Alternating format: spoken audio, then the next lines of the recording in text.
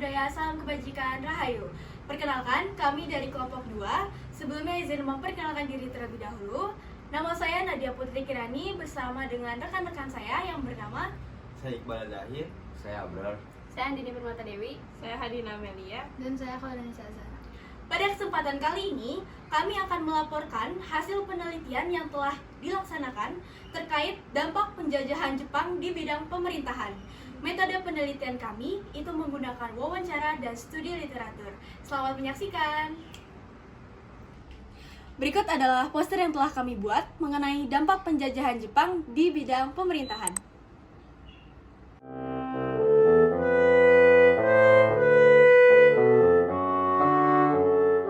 Berikut adalah hasil studi literatur kelompok kami. Penjelasan hasil studi literatur selama pendudukan Jepang di Indonesia, segala bentuk aktivitas politik, sosial, dan keagamaan dibatasi atau diganti dengan organisasi yang dibentuk oleh Jepang. Satu-satunya pengecualian adalah Majelis Islam A'la Indonesia atau MIAI. Namun karena MIAI dianggap mengancam kepentingan Jepang, mereka dibubarkan dan digantikan oleh Masyumi yang dipimpin oleh Kiai Haji Hashim Asy'ari. Selanjutnya, Jepang juga membatasi pergerakan tokoh pergerakan yang tidak kooperatif dengan mengawasi ketat dan memberlakukan hukuman tanpa proses pengadilan. Meskipun demikian, Jepang berusaha mendapatkan simpati penduduk dengan mendorong penggunaan bahasa Indonesia, membentuk kerjasama dengan tokoh nasionalis melalui gerakan 3A, dan mendirikan organisasi seperti Utera dan Chuo Sangiin. Jawa Hokokai juga didirikan sebagai organisasi resmi pemerintah untuk memperkuat kehadiran Jepang di Indonesia. Selanjutnya, adanya pembagian pemerintahan daerah Shu, Keresidenan, Shi, Kota Praja, Ken, Kabupaten, Gun, Kawedanan, Son, Kecamatan, dan Kun, Desa. Para pemimpinnya, Cho disebut dengan Shicho, Presiden, Kencho, Bupati dan Wali Kota, Guncho, Wedana, Soncho, Camat, dan Kuncho, Kepala Desa. Selanjutnya kami akan menampilkan video wawancara. Sebelumnya dikarenakan kami terkendala menemukan sumber sejarah yang masih hidup, maka dari itu kami mewawancara seorang sejarawan yang juga seorang guru di SMA Negeri 32 Jakarta, yaitu Bapak Andika. Oke, baik. Sebelumnya mungkin saya jelaskan dulu kenapa kalau masa Jepang berkuasa di Indonesia disebutnya pendudukan. Kalau di buku, ya, kalau penjajahan itu identik dengan masa kolonial Belanda. Ya, jadi sebelum Jepang. Karena Jepang itu konsepnya kenapa dikatakan pendudukan? Karena konsep Jepang itu menguasai adalah dalam konsep perang, dalam konsep militer. Berbeda dengan Hindia Belanda, mereka konsep itu kan sebelum Hindia Belanda itu ada Portugis Spanyol. Mereka itu konsepnya adalah menjajah atau disebutnya kolonisasi atau kolonialisme, kita nyebutnya begitu kan, ya kan. Kalau kita pernah dengar semangatnya apa? Semangatnya imperialisme kuno, gold, gospel, glory gitu kan dulu. Nah itu disebutnya penjajahan karena memang menguasai suatu wilayah dalam jangka waktu lama untuk eksploitasi sumber daya alam, sumber daya manusia gitu ya. Nah, kalau Jepang itu lebih kepada penguasaan wilayah untuk diduduki dalam konteks perang. Itu perang apa? Perang Dunia Kedua. Maka disebutnya kan pendudukan Jepang. Meskipun Jepang juga mengeksploitasi tambang tapi untuk kepentingan perang. Makanya itu ada kenapa kok disebutnya Jepang itu pendudukan, bukan penjajahan. Nah itu, karena kalau penjajahan itu kan konsepnya dijajah. Dijajah artinya adalah ada yang menjajah, ada yang dijajah. Yang menjajah itu berarti yang berkuasa, yang dijajah adalah objek penderita. Nah gitu ya. Pendudukan Jepang yang berlangsung 3,5 tahun ini menimbulkan dampak. Memang ada yang positif, ada yang negatif. Oke. Saya jelaskan dulu yang positifnya dulu kali ya. Positifnya artinya adalah dampak baik yang kita terima ya rakyat Indonesia ya. Sistem pemerintahan sampai yang terkecil kayak RT RW, nah itu juga dibentuk pada masa Jepang. Jadi kita mengadopsi dari sistem itu sampai kita gunakan sampai saat ini. Itu beberapa, apalagi yang lainnya dampak positifnya. Contoh misalkan Jepang itu nggak langsung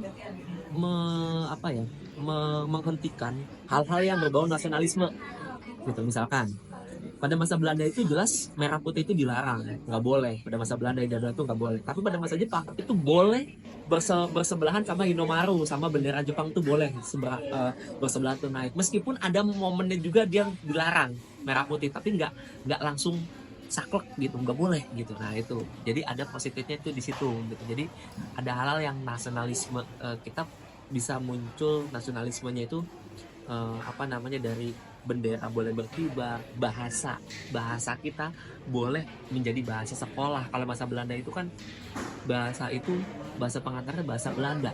Bahkan kalau pada masa Belanda itu, kalau pernah nonton film Bumi Manusia, itu si Minke-nya itu kan dia anak bangsawan, sekolah di sekolah Belanda ya, sekolah di apa sih dia, ILS ya, European Learner School. Nah itu kan teman-temannya orang Belanda. Nah kita tuh dianggapnya itu kayak kelas bawah gitu. Makanya kan kalau di film yang Bumi Manusia itu Minke-nya itu, kata Minke itu dari kata monyet gitu, monkey gitu kan, dianggapnya tuh kita kayak rendah gitu. Nah itu kan artinya di sini bahasa yang digunakan itu bahasa Belanda, itu stratanya tinggi, kastanya tinggi. Sedangkan bahasa Indonesia atau bahasa pribumi itu kastanya rendah. Jadi hanya orang-orang terdidik yang boleh ngomong pakai bahasa Belanda pada masa Hindia Belanda gitu. Nah sedangkan pada masa Jepang, bahasa Indonesia itu silakan dipergunakan, bahkan di sekolah pun boleh pakai bahasa Indonesia gitu. Bahkan Jepang itu menghapus atau banyak meniadakan istilah-istilah istilah Belanda ya. Jadi kalau mau diganti pun ke bahasa Jepang atau bahasa Indonesia gitu. Jadi secara nggak langsung kan Jepang juga membantu menumbuhkan nasionalisme. Nah, oke. Lalu bagaimana negatifnya? Nah, negatifnya ya gimana ya? Soalnya ada yang mengatakan bahwa 3,5 tahun dijajah atau dikuasai atau diduduki oleh Jepang itu rasanya lebih sakit dibandingkan Belanda yang sampai puluhan tahun. Ya kalau yang mitos kan disebutnya 3,5 abad ya, mitos saya ingat ya, itu mitos karena udah dibantah oleh bukunya Racing ya, katakan bahwa bukan 3,5 abad dijajah. Nah, kenapa begini? Karena dampak negatifnya itu banyak gitu. Kalau negatifnya yang lain, Romusa itu pasti kan, kalau yang perempuan itu Juguliaku ya. Lalu kalau yang laki-lakinya biasanya Romusa. Nah, Romusa itu saya pernah baca buku menurut data ya. Jadi saya pernah baca sebuah skripsi tentang Romusa di daerah Bayah itu Banten Selatan ya. Jadi dari 500.000 Romusa yang waktu itu dikirim ke Banten ya, Banten itu ditemukan hanya 70.000 tersisa yang ditemukan di daerah Bayah atau Banten Selatan. Artinya dari 500.000 yang dikirim itu tinggal tersisa 70.000, berarti 430.000-nya itu kemana gitu. Karena konsep awalnya Romusa itu kayak orang kerja, kayak kuli bangunan, ada gajinya, ada makannya, dikasih baju, dikasih jaminan kesehatan. Namun dalam prakteknya nggak kayak begitu. Kenapa? Karena Jepang itu dalam posisi sudah terjepit dalam perang. Tadinya dikasih makan, tadinya dikasih baju yang layak, lama-kelamaan bajunya cuma tinggal karung goni di badan yang kutunya segede-gede gaban, gede-gede. Bukan gitu kalau saya ceritain, udah bikin kamu gak doyan makan. Nah itu sih, itu makanya yang dikatakan tadi 3,5 tahun, tapi rasanya bisa melebihi dari penjajahan Belanda yang puluhan tahun, bahkan mungkin sebagian orang masih percaya ratusan tahun. Pemerintah, nah oke, negatif pemerintah. Jadi begini, kalau dari sisi pemerintahan, negatif pemerintahan, Jepang itu kan menerapkan pemerintahan militer. Jadi bukan pemerintahan sipil. Semua dikendalikan oleh teknik militer. Nah, dalam artinya militer ini, siapa yang berkuasa adalah militer. Gitu. Kalau sekarang di Asia Tenggara, yang model-model kayak begini itu ada di Myanmar. Myanmar itu petinggi-petinggi pemerintahannya itu militer, jenderal-jenderal militer. Kalau yang nama jenderal militer itu kan tidak ada istilah demokrasi di sini.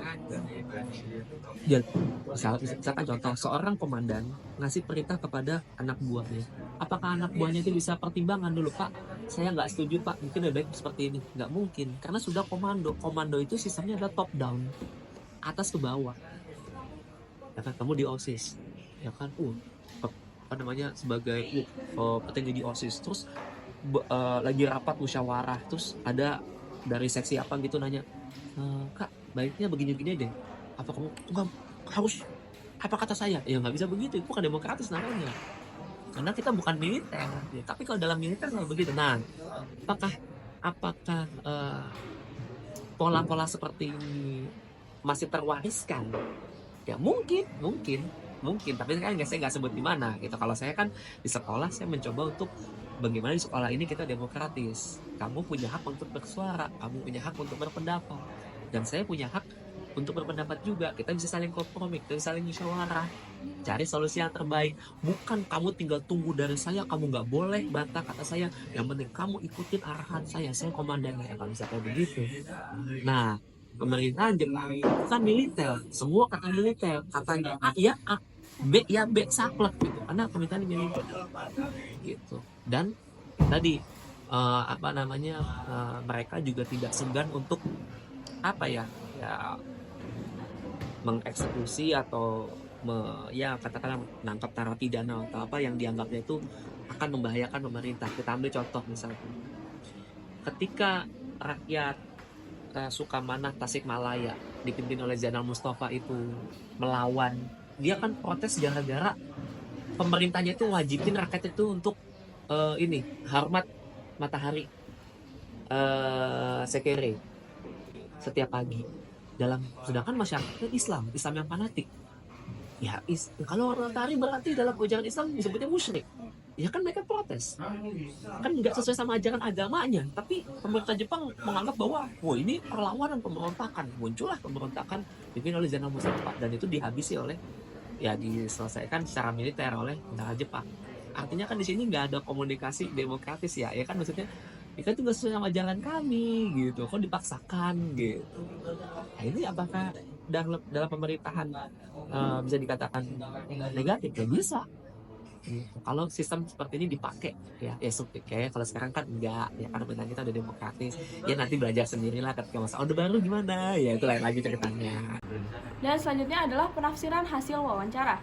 Poin pertama, adanya sistem RT dan RW di lingkungan tempat tinggal.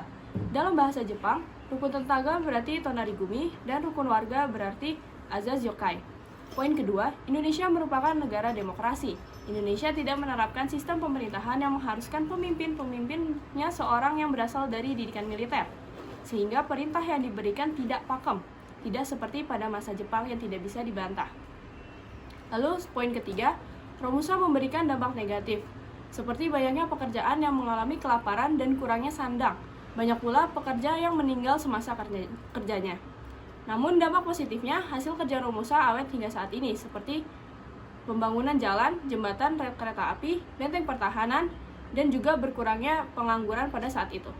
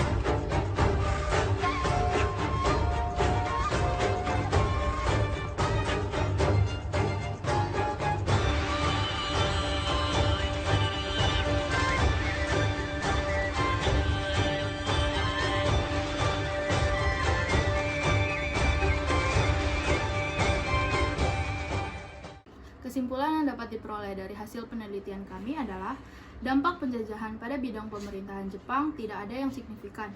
Hanya ketika Jepang berkuasa, petinggi-petinggi yang berasal dari Eropa disingkirkan, kemudian para petinggi lokal yang berada dalam posisi yang dilematis karena mereka dijadikan sebagai kolaborator Jepang yang bertujuan untuk menindas rakyat Indonesia.